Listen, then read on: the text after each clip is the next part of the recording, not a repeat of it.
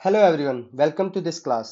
तो आज हम स्टार्ट करने जा रहे हैं मनी एंड क्रेडिट। ठीक है, मनी एंड क्रेडिट जो है आपके इकोनॉमिक्स का चैप्टर है, थर्ड चैप्टर है आपका। ठीक, इसको हम कंप्लीट करेंगे। एक तरीके से समरी हम पढ़ रहे हैं। ठीक है, स्टार्ट करेंगे। तो फर्स्ट ऑफ ऑल कि money as a medium of exchange. चलो एक ना केस लेके चलते हैं। बार्टर सिस्टम आपने सुना है क्या? बार्टर सिस्टम यह हमारा मतलब लाइक एंशियंट और मिडिवल एज में इनका यूज किया जाता था। एंशियंट एज में और मिडिवल एज में इनका यूज किया जाता था। इसमें होता क्या था कि डबल कोइंसिडेंस ऑफ वांट का केस आता था। क्या होता था? Double coincidence of want. मतलब दैट मीन्स कि मान लो कि अगर ए पर्सन को वीट चाहिए, क्या चाहिए? वीट। और बी पर्सन को शू चाहिए, क्या चाहिए? शू चाहिए। तो ये तभी हो पाएगा। और सी पर्सन को एक के पास शू है, सी के पास एक तरीके से मतलब नहीं, अभी ये ए का ही लेके चलते हैं। ए को वीट चाहिए एंड बी को क्या चाहिए? शू चाहिए, जूते चाहिए। ठीक है, तो इस केस में क्या होगा कि ए की जो नीड होनी चाहिए वो शू की होनी चाहिए, और बी की जो नीड होनी चाहिए बीट की होनी चाहिए। अगर मान लो कि बी की नीड जो है राइस की है, किसकी है? राइस की है। तो क्या वो बीट लेगा? नहीं। तो दैट मीन्स कि अब वो बी क्या, बी वो बंदा ढूंढेगा जिसको एक तो ये केस कि शू की यूज जरूरत हो, और दूसरा कि उसके पास राइस हो। ठीक है, तो मान लो वो सी के पास ये चीजें हैं। सी को राइस भी है सी के पास, और सी को जूते चाहिए। ठीक है, तो क्या करेगा फिर? बी इसके साथ कोई वो कर लेगा, लाइक बी इसके साथ अपना एक्सचेंज कर लेगा। क्या कर लेगा? एक्सचेंज कर लेगा, है ना। इसमें क्या चाहिए कि डबल कोइंसिडेंस ऑफ बॉन्ड का केस चाहिए। कैसा केस चाहिए? डबल कोइंसिडेंस ऑफ बॉन्ड का केस चाहिए। अब इसमें क्या था कि एक के पास तो क्या था? वीट था, लेकिन इसको भी शू चाहिए था। बट अब केस ये था कि भैया ए के पास बीट था और बी को क्या चाहिए था? बी को राइस चाहिए था। तो बी और ए का तो कोइंसिडेंस हो ही नहीं रहा है। दैट्स वाई फिर ए को कुछ भी नहीं मिलेगा, ए अपना बीट लेके रह जाएगा। फिर ए थर्ड पर्सन फोर्थ पर्सन को ढूंढेगा। ठीक है, तो ये एक सिस्टम लगता था। इसमें क्या होता था कि डबल कोइंसिडेंस ऑफ बॉन्ड का केस आ जाता था। सो दैट मीन्स कि good are directly exchange without the use of money. उसमें मनी का यूज नहीं होता था, लेकिन डायरेक्टली एक्सचेंज होता है। लेकिन इसके लिए कंडीशन क्या थी कि डबल कोइंसिडेंस ऑफ बॉन्ड होना चाहिए, यानी दोनों तरफ की जो है ना वो नीड होनी चाहिए। ठीक है, तभी वो फुलफिल हो पाएगा। ठीक, तो ये पहले सिस्टम होता था। तो बड़ा ही ये डिफिकल्ट सिचुएशन होती थी। क्या होती थी? डिफिकल्ट सिचुएशन होती थी। बट नाउ अगर ये कहा जाए कि इन कॉन्ट्रास्ट एक ऐसी इकोनॉमी है जहां पे मनी का यूज होता है। मनी क्या है? एक तरीके से क्रुशियल इंटरमीडिएट है, जो स्टेप एलिमिनेट कर देता है need for double coincidence of want. मतलब एक तरीके से क्या है कि मनी ऐसा चीज है, मनी क्या करता है ना कि जो सामने वाले के, जो दोनों को क्या कंडीशन चाहिए थी कि डबल कोइंसिडेंस ऑफ केस आता था, डबल कोइंसिडेंस ऑफ वांट का केस आता था। इसको सीधा इसने क्या कर दिया? एलिमिनेट कर दिया। इसका मतलब मान लो ए को शू चाहिए, है ना, और बी के पास क्या है? शू है।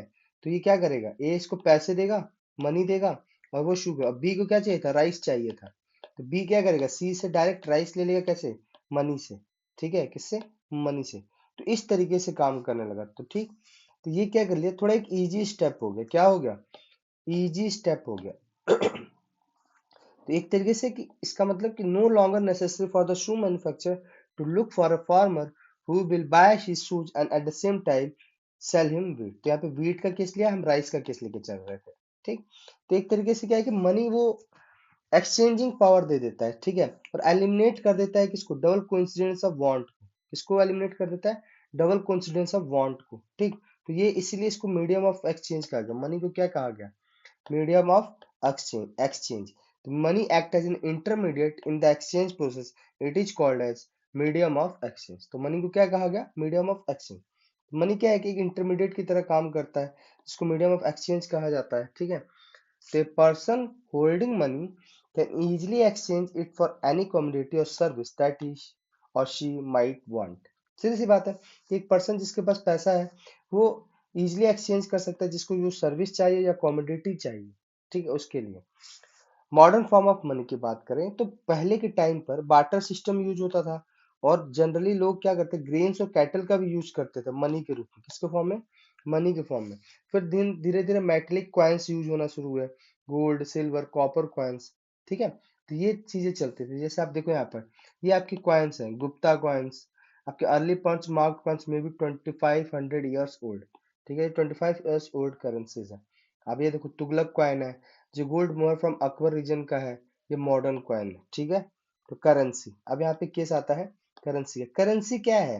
तो एक्चुअली करेंसी क्या है ना, कि ये मीडियम ऑफ एक्सचेंज के रूप में एक्सेप्टेड है, because the currency is authorised by the government of country. Currency क्या है? ऑथराइज्ड है, किसके through? Government of the country के थ्रू। किसके through? Government of the country के थ्रू ऑथराइज्ड है।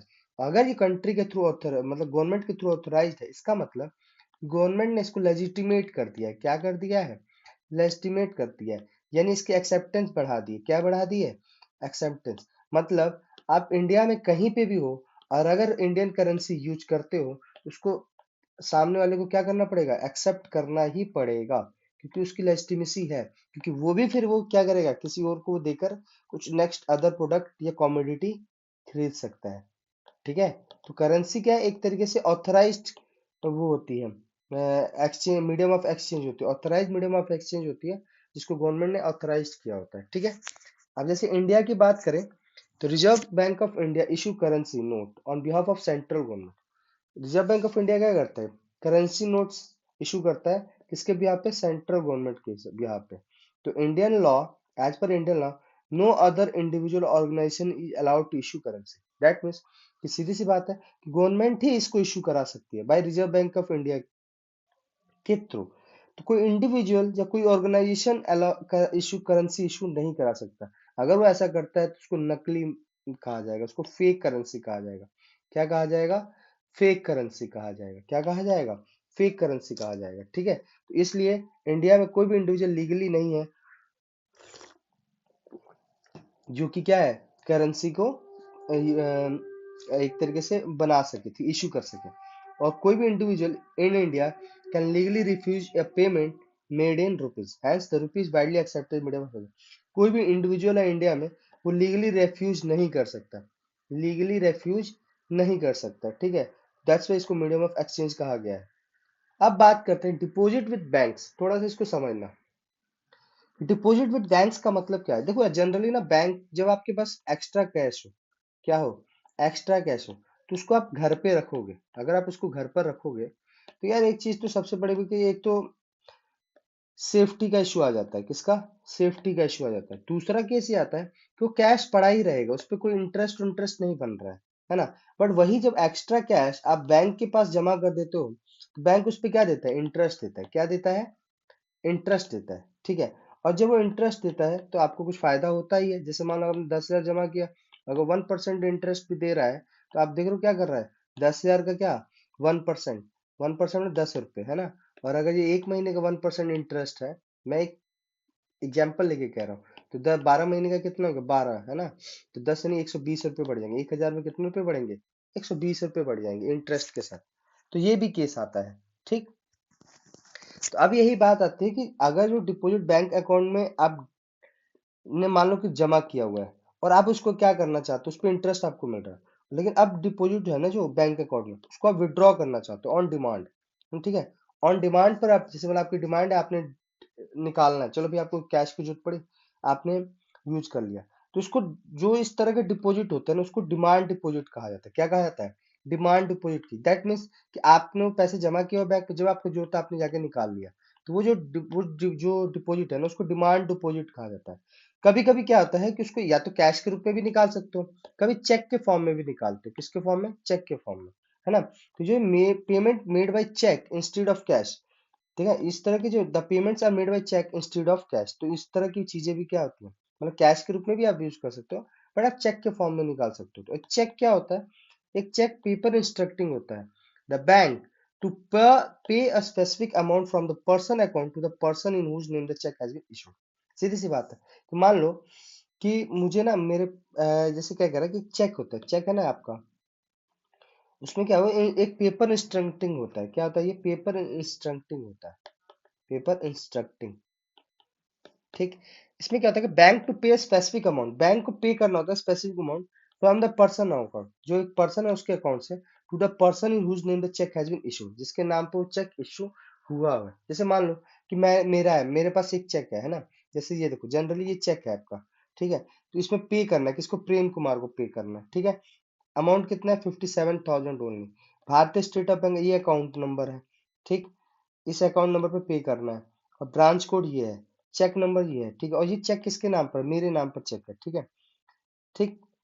तो ये मेरे नाम पे जो अकाउंट है, तो अब इसमें क्या होगा ना, जैसे देखो, a shoe manufacturer M Salim has to make a payment to leather supplier and write a cheque for specific amount, ठीक है। This means that shoe manufacturer instruct his bank to pay amount to leather supplier. तो अब शू manufacturer ने क्या किया, mister Salim जो है वो शू मैन्युफैक्चरर है, वो पैसा देना चाहते हैं किसको, लेदर सप्लायर को, तो वो चेक के फॉर्म में देना चाहते हैं, किसके फॉर्म में, चेक के फॉर्म में। तो शू मैन्युफैक्चरर ने क्या किया, इंस्ट्रक्ट किया बैंक को कि आप उस जो अमाउंट को ना लेदर सप्लायर को दे दो, किसको दे दो, लेदर सप्लायर। अब इसमें क्या होगा कि जो मिस्टर सलीम है, उन्होंने चेक दिया किसको, लेदर सप्लायर को, है ना। लेदर सप्लायर चेक लेके कहाँ जाएगा, उस अपने बैंक में लेके, deposit in own account in the bank, तो अपने बैंक में लेके जाएगा, और मनी ट्रांसफर होगा one bank to another bank account in couple of days, यानी कपल ऑफ डेज के अंदर वो ट्रांजेक्शन हो जाएगा, इसी को चेक कहते हैं, ठीक है। सिंपल सी बात है कि मेरा चेक, जैसे मुझे किसी को पैसे देने हो, मैं चेक के फॉर्म में दे, कैश नहीं देना चाहता, तो ये चेक के फॉर्म में अगर दे रहा हूँ ना, तो जैसे मेरे पास चेक है, मैंने उस पर चेक पे अपना नाम वाम लिखा, मतलब जिसको देना है उसका नाम वाम लिखा, और जो चीजें है उसका अकाउंट नंबर लिखा, मतलब अकाउंट नंबर लिखा, ठीक है, और देन फिर मैंने सामने वाले को दे दिया। अब सामने वाला क्या करेगा, उसको अपने अकाउंट में जाके लेके जाएगा, और वहां पे वो उसको निकाल लेगा, तो मतलब उसको वो वहां पे अपने अकाउंट में ट्रांसफर करा लेगा, ठीक है, और देन फिर उसको बाद में क्या कर सकता है, यानी इस तरीके के केस में क्या हुआ कि कोई कैश का ट्रांसफर नहीं हुआ। अब जैसे सिंपल से होता, मैं कैश देता, अब वो जो जैसे मान लो कि मैंने क्या किया, उसको चेक की जगह कैश दिया होता, वो कैश लेकर फिर अपने अकाउंट में जाता, पहले मैं बैंक से अपने निकालता ना कैश, फिर वो कैश लेके कहाँ जाता, अपने अकाउंट में जाके कैश डालता, लेकिन उसकी जगह पर क्या किया, मेरे को जो मेरी बैंक है उसने चेक दिया हुआ मुझे, वो चेक मैंने क्या कर दिया, इसको इशू कर दिया, जिससे ये अपने अकाउंट में जाएगा और वहां पे वो ट्रांसफर करेगा, है ना। तो ये क्या करेगा, ये बैंक क्या करेगा, इससे इंटरेक्ट करेगा इस बैंक के साथ, और फिर यहाँ पे चेक जो होगा, कैश होगा, वो ट्रांसफर हो जाएगा, अकाउंट अमाउंट ट्रांसफर हो जाएगा, है ना। ऐसे काम करता है चेक, ठीक है। तो चेक क्या एक पेपर इंस्ट्रक्टिंग है the bank to specific amount from the person account to person use the name the check has been issued। I hope ये चेक वाला केस समझ में आया। ओके, तो अब यहाँ पे बात करते हैं कि डिमांड डिपॉजिट दोनों तरह की होती है, चेक फॉर्म की भी और कैश की फॉर्म की। तो demand deposit share the essential feature of money, ठीक है, the facility of cheque against demand deposit. ये क्या होता है, जो फैसिलिटी होती है ना चेक की अगेंस्ट डिमांड डिपॉजिट की, make it possible to direct settle payment without the use of cash, बिना कैश का यूज किए उस पेमेंट सेटल करने का एक तरीका है, ठीक, इसको बहुत तरीके से भी नाम जाना जाता है। The role that bank play here, but for the bank there would be no demand deposit and no payment by cheque against these deposit। The modern form of money, currency and deposit are also closely linked to one of the modern banking system। Simple सी बात है, currency और deposit दो modern form of money है जिसका use किया जाता है। अब बात करते हैं लोन एक्टिविटी ऑफ बैंक्स की, किसकी बात करेंगे, loan activity of the bank. That means bank में आप जनरली आपने क्या किया, कैश डिपॉजिट कराते हो ना, बैंक में आप क्या करते हो, कैश डिपॉजिट कराते हो। बैंक क्या करता है कि उसका 50% जो होता है ना, जो आपने अमाउंट दिया है, उसका कैश के फॉर्म में रखेगा, किसके फॉर्म में रखेगा, कैश के फॉर्म में रखेगा, और बाकी जो पैसा होगा ना, उसको वो क्या करेगा, इंटरेस्ट के फॉर्म में दे देगा, किसके मतलब लोन के फॉर्म में दे देगा, किसके फॉर्म में दे देगा, लोन का जो वो इंटरेस्ट होता है ना, वो हाई होता है, क्या होता है, हाई होता है, जो आपको इंटरेस्ट दिया जाता है। जैसे मान लो कि मैंने कैश जमा किया था, ठीक है, मान लो कि ए मैं हूं, ठीक है, और एक बी बंदा है। ए ने क्या किया, बैंक में अपना कैश जमा किया, ठीक है, बैंक में कैश जमा किया, और बी को कैश की रिक्वायरमेंट है, इसको रिक्वायरमेंट है कैश की, ठीक है, थोड़ा सा इसको ऐसे समझते हैं, ये ए है, ये बी है, ठीक है, ये बी है, ठीक है। इस बंदे के पास जो कैश है, इसने अपना कैश कहाँ डिपॉजिट किया, cash deposit in bank, deposit in, इसने अपना बैंक में कैश डिपॉजिट किया, इसको रिक्वायरमेंट है लोन की, किसकी जरूरत है, लोन की, है ना। और ये आपका बैंक है, क्या है, ये आपका बैंक है, ठीक।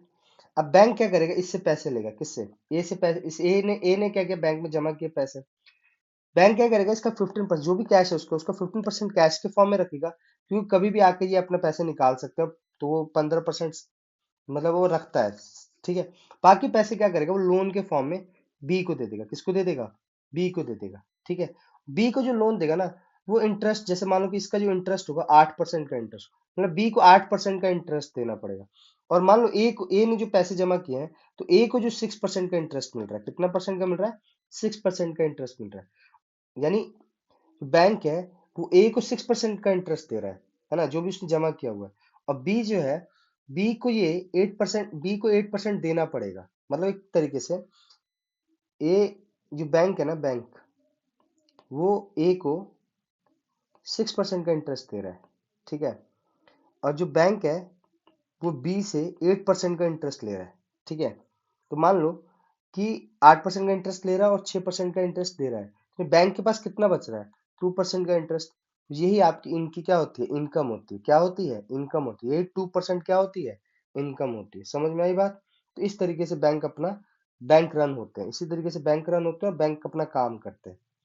तो आई होप ये चीज समझ में आएगा। तो यही चीज है कि इंटरेस्ट रेट क्या होगा, जब वो लोन देगी तो उसका इंटरेस्ट रेट ज्यादा होगा एज कम्पेयर टू जब उसके यहाँ जो जिस पर वो इंटरेस्ट देती, बैंक इंटरेस्ट देती है किसको? कस्टमर को। जिस पे जो इंटरेस्ट देगी और जिस जो लोन देती है उसका जो इंटरेस्ट होगा वो हमेशा ज्यादा होगा। लोन का इंटरेस्ट हमेशा ज्यादा होगा जो बैंक कस्टमर को इंटरेस्ट देती है उससे। हमेशा याद रखना। तो ये केस आता है। जैसे यहाँ पे देखो, डिपोजिटर्स, इन्होंने क्या किया? बैंक में पैसे जमा किए, ठीक है। और उसके बदले में इनको क्या मिलता है? इंटरेस्ट मिलता है। बैंक क्या करता है? बैंक देता है लोन, इनको क्या देगा? बोरोवर्स को लोन देगा। और बोरोवर्स फिर उसको क्या करेंगे? लोन विथ इंटरेस्ट के साथ। ये 8% का इंटरेस्ट दे रहा है और ये इनको 6% का इंटरेस्ट दे रहा है। तो यही जो 8 और 6 के बीच का डिफरेंस है ना, 2% का, यही बैंक की क्या होती है? इनकम होती है। बैंक की क्या होती है? इनकम होती है, सोर्स ऑफ इनकम होती है। तो इस तरीके से काम करता है। अब बात आती है टू डिफरेंट क्रेडिट सिचुएशन की। देखो, क्रेडिट का मतलब क्या? लोन, है ना। ये एक तरह का एग्रीमेंट होता है जिसमें लैंडर जो है सप्लाई करता है बोरोअर को मनी के साथ, गुड्स के साथ, सर्विस के साथ, कि वो रिटर्न में क्या होगा? फ्यूचर पेमेंट कर देगा, है ना। Promise to return for the promise of future payment. तो दो एग्जांपल समझते हैं कि क्रेडिट कैसे काम करता है। जैसे मान लो फेस्टिव सीजन, सलीम ने क्या किया? ऑब्टेन किया credit to meet the working capital needs of production, है ना। इस क्रेडिट ने क्या किया? उसकी जो ऑनगोइंग एक्सपेंसेस थे प्रोडक्शन की, उसको कंप्लीट कर दिया। प्रोडक्शन टाइम पे हो गया। उससे क्या होगी? उसकी इनकम, अर्निंग अर्निंग बढ़ गई। क्या होगी? उसकी अर्निंग बढ़ गई। मतलब उसने मान लो कि अपने कैपिटल के लिए, प्रोडक्शन बढ़ाने के लिए उसको पैसे की रिक्वायरमेंट, उसने ठीक है पैसे लगा दिए फेस्टिवल सीजन में। अब उस प्रोडक्शन बढ़ने से क्या हुआ? वो जो प्रोडक्ट हुआ वो क्या होगा? कंप्लीट हो गया प्रोडक्शन टाइम पे, तो उसको पैसे टाइम पे मिल गए। जब पैसे टाइम पे मिल गए तो उसको अर्निंग हो गई, अच्छी खासी अर्निंग हो गई।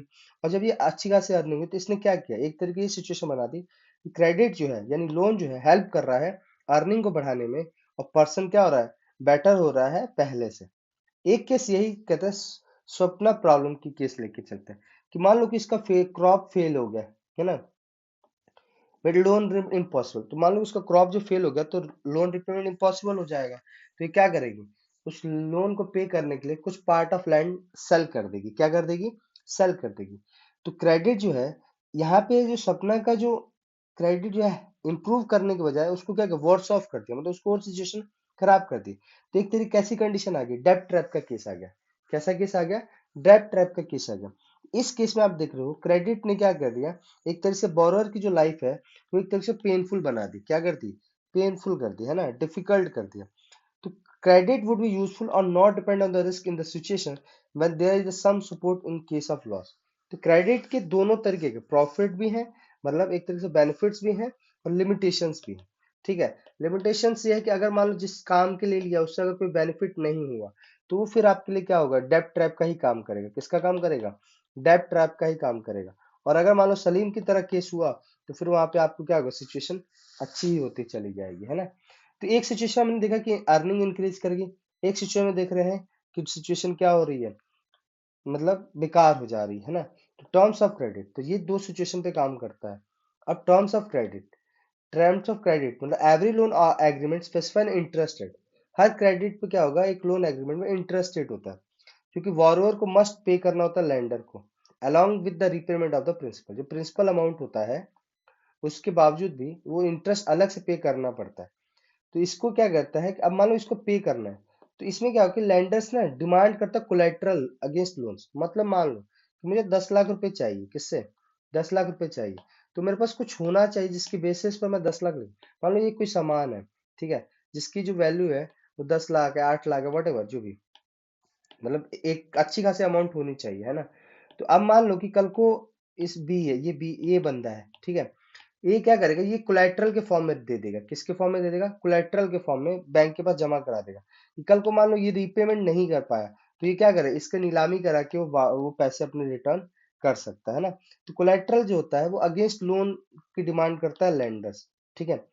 कोलेट्रल का एक एसेट है that borrower owns such as land, building, vehicles, livestock, deposit with banks and use this guarantee to a lender until the loan is repaid। वही केस बताया मैंने। अगर बोरोर फेल कर जाएगा रिपे का, तो लेंडर क्या करेगा, राइट है उसके पास कि उस एसेट को सेल कर सकता है और कोलेट्रल को ऑब्टेन पेमेंट ऑब्टेन करने के लिए। Property like land titles, deposit with banks, live stocks और some common example collateral used for borrowing. ये जनरली यूज किया जाता है बोरिंग के लिए। इंटरेस्ट रेट या collateral and documentation requirement, the mode of repayment together comprise what is called terms of credit. यही क्या कहलाते हैं? टर्म्स ऑफ क्रेडिट कहलाते हैं। अगर आपसे कोई टर्म्स ऑफ क्रेडिट पूछे, क्या पूछे? टर्म्स ऑफ क्रेडिट, तो उसमें पहला इंटरेस्ट रेट आ जाएगा। क्या आ जाएगा? Interest rate. दूसरा कोलेट्रल। तीसरा documentation requirement, documentation requirement. And तीसरा मोड ऑफ रीपेमेंट। चौथा मोड ऑफ रीपेमेंट। ये चार ऐसी चीजें हैं जो टर्म्स ऑफ क्रेडिट के अंदर क्या होती, कॉम्प्राइज होती। ठीक, ये केस आता है। ठीक, अगर आपको लेना है तो, मतलब क्रेडिट का अगर आपको जो, तो जैसे हाउस लोन का एक केस दिया हुआ है यहाँ पे, वैरायटी ऑफ क्रेडिट अरेंजमेंट, ठीक है, एग्जांपल्स दिए हुए हैं। जैसे एक श्यामल का एग्जांपल दे रखा है, ठीक है। इस केस में अगर हम बात करें तो इसके पास क्या था कि एवरी सीजन इसको लोन्स, कल्टीवेशन के लिए क्या चाहिए था, लोन्स चाहिए था। जो उसके पास 1.5 एकड़ लैंड है, ठीक। अभी वो उसने क्या किया, मनी लेंडर से लिया। मनी लेंडर से किसने पे लिया? 60% पर एनम, पर मंथ 5% के इंटरेस्ट पे लिया। किसके इंटरेस्ट पे लिया? 5% के इंटरेस्ट पे लिया, है ना। तो इससे क्या होता था कि उसका मैक्सिमम जो पैसा किस में चला जा रहा था, वो तो इंटरेस्ट के फॉर्म में ही चला जा रहा था। किस फॉर्म में चल जा रहा था? इंटरेस्ट के फॉर्म में ही चला जा रहा था। वही अगर अरुण का केस लेते हैं, ये सुपरवाइजिंग करता था। क्या करता था? इसने बैंक से लोन लिया। किससे लिया? बैंक से लोन लिया। तो उसने क्या किया, बैंक से जब लोन लिया ना, तो हार्वेस्टिंग के बाद उसने क्या करी, एक तरीके से बैंक को पैसे वापस कर दिए। तो उस पर इंटरेस्ट उसको कम लगा। उस पे जो मान लो कि 12% का इंटरेस्ट लगा बैंक की तरफ से, और यहाँ पे 60% का दे रहा था इंटरेस्ट, और ये 12% का इंटरेस्ट दे रहा था। तो ये भी जो है ना, एक तरीके से क्रेडिट सिचुएशन को बताता है। कि मान लो कि फॉर्मल, अब यही केस क्या आता है, फॉर्मल और इनफॉर्मल सेक्टर ऑफ क्रेडिट की बात करेगा। किसकी? Formal and informal sector of credit की बात करेगा। किसकी? सेक्टर ऑफ क्रेडिट की बात। तो अगर ये इनफॉर्मल है, मतलब मनी लेंडर से ले रहा है, तो भैया ये तो केस थोड़ा दूसरा। फॉर्मल मतलब बैंक हो गया, ठीक है, कोऑपरेटिव्स हो गया, यहाँ से अगर वो पैसे ले रहा है तो ये फॉर्मल का केस हो गया। इसमें इंटरेस्ट हमेशा कम रहता है। इनफॉर्मल में इंटरेस्ट हमेशा क्या होता है, ज्यादा होता है। जैसे रिलेटिव से ले रहा है, मनी लेंडर से ले रहा है, जमींदार से ले रहा है, तो वहां पे इंटरेस्ट हमेशा क्या होगा, ज्यादा होगा। जैसे लोन फ्रॉम कोऑपरेटिव का केस लेके चलते हैं। कोऑपरेटिव मतलब क्या होता है कि जैसे मान लो ना, कुछ लोगों ने अपना ग्रुप बनाया, ठीक है, उन्होंने क्या किया, कुछ पैसे अपने उसमें जमा किए। उस पैसे के बेस पर या कुछ प्रॉपर्टी के बेस पर उसी ग्रुप में सबने अपना अपना कुछ प्रॉपर्टी रखे, ठीक है, और उस बेसिस पर वो क्या आ जाता है, बैंक को वो चीज कोलेट्रल के फॉर्म में जमा करा देते हैं, कोलेट्रल के फॉर्म में। और कोलेट्रल बैंक क्या करेगी, उसको फिर उसी कोलेट्रल पर मनी दे देगी, और मनी वो फिर डिस्ट्रीब्यूट करके अपने अपने कामों के लिए यूज कर सकते हैं, और इंटरेस्ट उतना ही डिस्ट्रीब्यूट हो जाएगा उनके बीच में। तो इस तरीके से क्या है, कोऑपरेटिव से लोन लिया जा सकता है।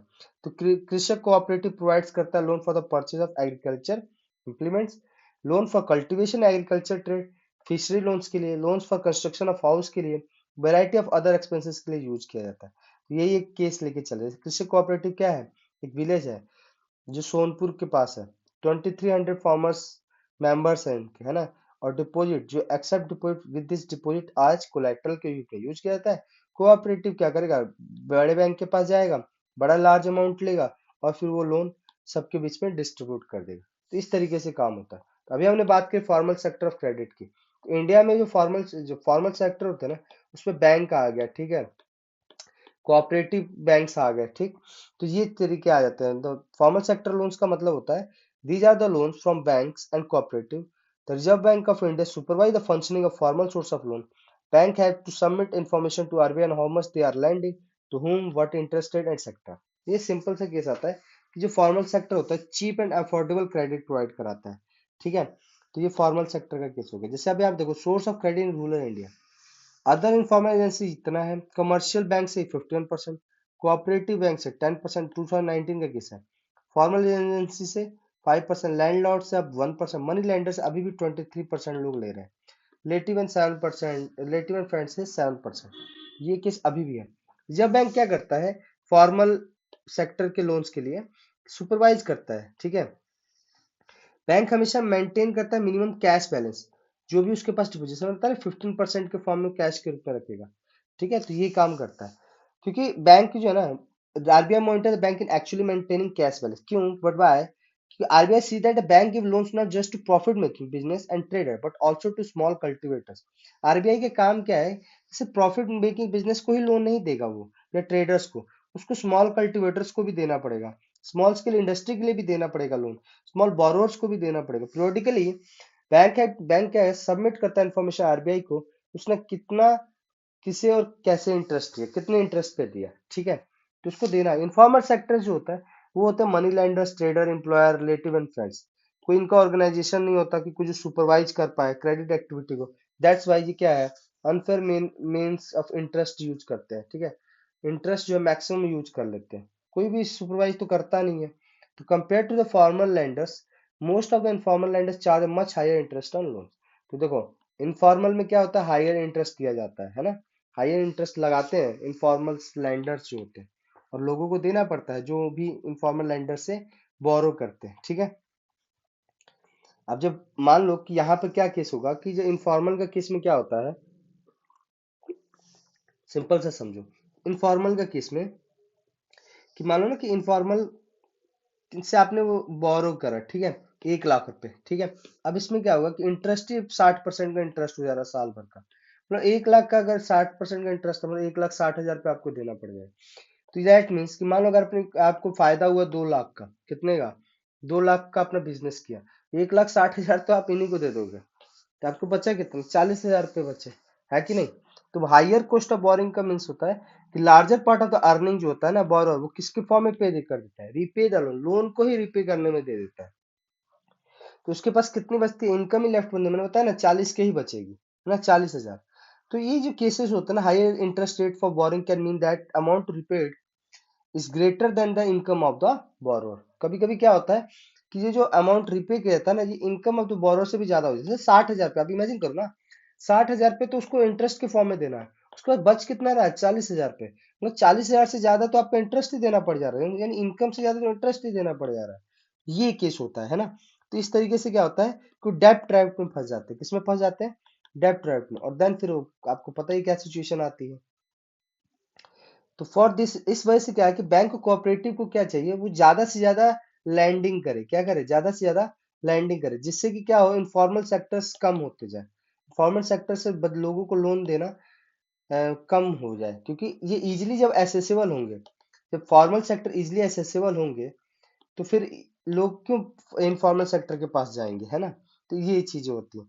तो most loan from informal lenders carry a high interest rate too little to increase the income of the borrowers. That is necessary that bank and cooperative increase their lending particularly in the rural area. Rural areas में bank को cooperative का landing क्या हो, बढ़ना चाहिए, जिससे कि dependence हो इनफॉर्मल सेक्टर की वो रेड्यूस हो, क्या हो, रेड्यूस हो। सेकेंडली, जो फॉर्मल सेक्टर है लोन्स को एक्सपेंड करें। ठीक है, everyone receive this loans, that means richer household को अभी जनरली मिल जाता है, क्योंकि वहां से रिटर्निंग के चांसेस रहते हैं। ठीक है, लेकिन पुअर को नहीं मिल पाता, तो पुअर को मिलना चाहिए। और ये फॉर्मल क्रेडिट का क्या है, distribute more equally so that poor can benefit from the cheaper loan, जिससे कि क्या हो कि चीपर लोन्स मिले। हो सकता है कि कोई ईमानदार आदमी हो, वो इनफॉर्मल सेक्टर से लेने के बाद वो फंस जा रहा है, अगर वो फॉर्मल सेक्टर से ले तो पैसे रिटर्न करेगा, और रिटर्न करेगा तो उसको भी कुछ बेनिफिट्स होंगे, है ना, और बैंक को जो बेनिफिट्स होगा होगा ही। इसी तरीके से कुछ सेल्फ हेल्प ग्रुप भी होते हैं जो पुअर के लिए काम करते हैं।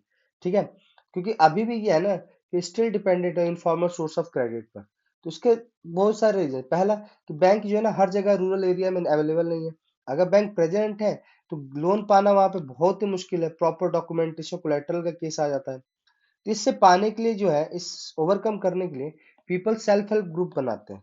ये self help group small groups होता है पुअर पीपल का, small saving among the members होता है ना, 15 से 20 लोग होते हैं इसमें। यूजली बिलोंग वन एक नेबरहुड हो रहे होते हैं जो सेविंग करते हैं। जैसे देखो women self help group meeting in Gujarat, ये वुमेन सेल्फ हेल्प ग्रुप है जो मीटिंग कर रहे हैं गुजरात में। जैसे ग्रामीण बैंक ऑफ बांग्लादेश का एक केस है, तो थोड़ा सा इस पर डिस्कस कर देते हैं। तो ये इस तरीके से काम करता है। एडवांटेज क्या है सेल्फ हेल्प ग्रुप का, कि ये हेल्प करता है बोरोअर्स को to overcome the problem of lack of collateral, यानी यहाँ पे कोलेट्रल की जरूरत नहीं पड़ती, तो बोरोअर्स को क्या एक तरीके से इजिली पैसे मिल जाते हैं। People get timely loans variety of purpose के लिए eight reasonable interest rate, reasonable interest rate पे उनको टाइमली लोन मिल जाता है। एसएचजी क्या है, सेल्फ हेल्प ग्रुप क्या है, कि बिल्डिंग ब्लॉक होता है ऑर्गेनाइजेशन का रूरल पुअर के लिए। ठीक है, ये वुमेन्स को हेल्प करता है फाइनेंशियली सेल्फ रिलायंट बनाने के लिए। ठीक है, regular meeting of the group provide क्या करता है, प्लेटफॉर्म को डिस्कस करने के लिए variety of social issues, health, nutrition, domestic violence etcetera. Actually help group self help group ना बहुत ही अच्छा काम कर रहा है रूरल ग्रुप्स में। चलो तो अभी केस लेते हैं ग्रामीण बैंक ऑफ बांग्लादेश का केस। ये एक बिगेस्ट सक्सेस स्टोरी है जो पुअर तक पहुंचती है, credit need eight reasonable rate. Start हुई थी 1917 में स्मॉल प्रोजेक्ट के रूप में, 2018 में 9 मिलियन मेंबर्स हैं। ठीक है, और कहाँ था 81,600 विलेज तक फैल चुका है ये। और जो almost all of the borrowers है ना वुमेन्स है, और बिलोंग किससे करते हैं, poorest section of the society से करते हैं। These borrowers have proved that not only are poor women reliable borrowers, but that they can start and run a variety of small income generating successfully। और इस चीज से क्या हुआ, proof हुआ है कि पूर्व में सिर्फ रिलायबल बोरोवर नहीं है, वो क्या करते हैं, उसका यूज भी करते हैं, अच्छा इनिशिएटिव लेती हैं जिससे कि उनका इनकम जनरेटिंग एक्टिविटीज करती हैं। ठीक है, तो एक चीज है कि प्रोफेसर मोहम्मद यूनिस जो फाउंडर है ग्रामीण बैंक के और रिसिपेंट 2006 में नोबेल प्राइज फॉर पीस के लिए, वो कहते हैं कि if credit can be made available to the poor people on terms and condition that are appropriate reasonable, these millions of small people with their millions of small pursuit can add it up to create a biggest development wonder। biggest development wonder कर सकते हैं। ये किसने कहा था, professor Mohammad Yunus ने। और ये अभी स्टोरी आप अगर बांग्लादेश की अभी देखोगे आपको तो पता चलेगा कि 2024 में इन्होंने क्या बांग्लादेश की अभी हालत की है। सो व्हाटएवर, देखो अभी। तो आई होप आपको ये चीज समझ में आया होगा इस चैप्टर के साथ। तो ये चैप्टर मनी एंड क्रेडिट पे था, एंड मुझे लगता है आपको अच्छा समझ में आया होगा, क्रेडिट समझ में आया होगा, है ना, आपको डिमांड डिपॉजिट समझ में आया होगा। आई होप आपको अच्छे से समझ में आएगा, एंड थैंक्स टू ऑल।